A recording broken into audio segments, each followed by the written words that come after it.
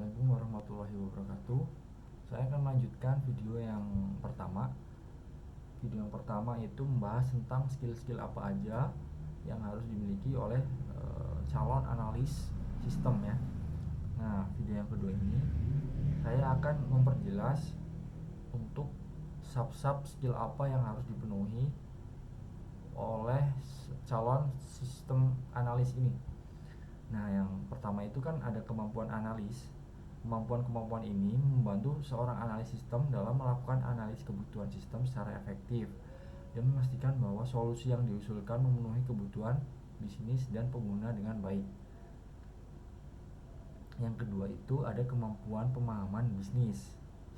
Sub-subnya ada pemahaman proses bisnis. Jadi seorang analis juga harus memiliki pemahaman yang kuat tentang proses bisnis organisasi di mana sistem akan diimplementasikan. Yang kedua, ada pemahaman tujuan bisnis. Kita harus paham tentang tujuan bisnis yang akan kita buat supaya dapat mempermudah nantinya untuk organisasi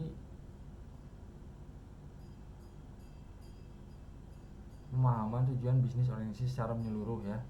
Jadi ini mencakup pemahaman tentang visi, misi, dan strategi organisasi serta bagaimana sistem yang akan dikembangkan akan mendukung pencapaian tujuan-tujuan tersebut. Yang ketiga ada pemahaman tentang pengguna akhir.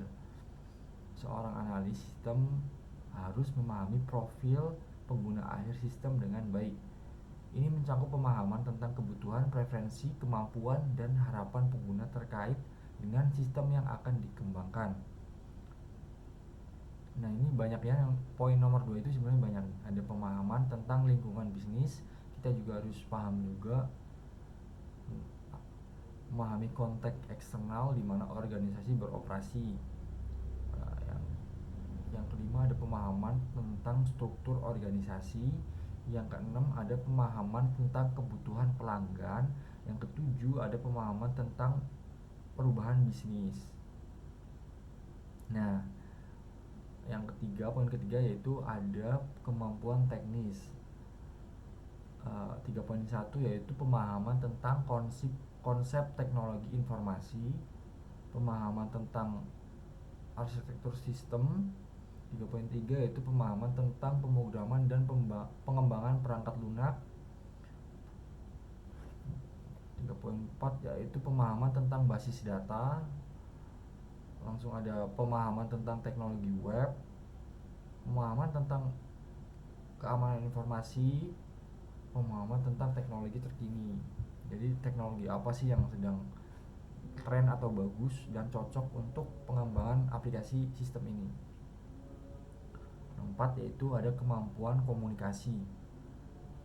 Kemampuan ini meliputi kemampuan mendengarkan, kemampuan bertanya, kemampuan menyampaikan informasi dengan jelas, kemampuan menulis, kemampuan beradaptasi dengan audiens, kemampuan menyampaikan ide-ide, dan kemampuan mengelola konflik. Yang kelima, ada kemampuan wawancara, yaitu sisanya ada kemampuan menyusun pertanyaan yang relevan dan kemampuan mendengarkan yang aktif, kemampuan mendengarkan atau membangun hubungan, kemampuan menyesuaikan wawancara, kemampuan mengelola waktu, kemampuan mencari informasi, kemampuan membangun kepercayaan. Yang keenam ada problem solving, kemampuan problem solving atau pemecahan masalah ya. Jadi ada meliputi tentang analisis situasi, penguraian masalah, penggunaan metode analis, pengguna alat bantu, evaluasi alternatif solusi, kreativitas, implementasi solusi. Yang keenam ada yang ketujuh maksudnya kemampuan manajerial yang meliputi perencanaan proyek, koordinasi tim, delegasi tugas, manajemen risiko, pengolahan konflik, pengembalian keputusan, pelaporan, dan komunikasi. Nah, itu adalah poin-poin yang harus bisa kuasai oleh seorang atau calon analis sistem. Di video kali ini cukup itu aja. Terima kasih sudah menonton. Assalamualaikum warahmatullahi wabarakatuh.